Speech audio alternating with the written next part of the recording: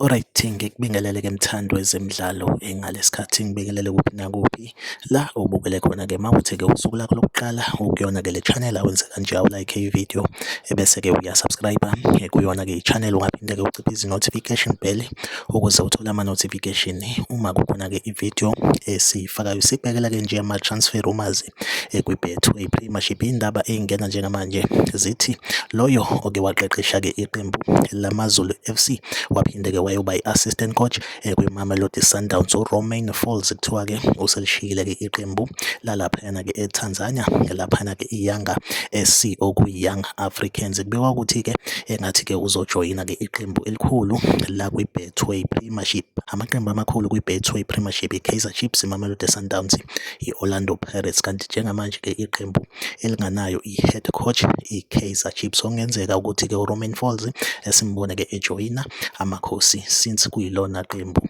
elinganayo i-head coach okwamanje. Kodwa-ke makhona-ke i-updates esiyitholayo ngizophinda futhi-ke ngibuye kule channel ngizonipha i-updates, but-ke ey'ngena njengamanje uRomain Folz uselishiyile iqembu laseTanzania i-Young Africans, kuthiwa-ke uzojoyina i-club enkulu la kwi-Betway Premiership. Like i-video, subscribe kwi-channel, mina nawe asihlangabezana kwi-video elandelayo, nisale kahle.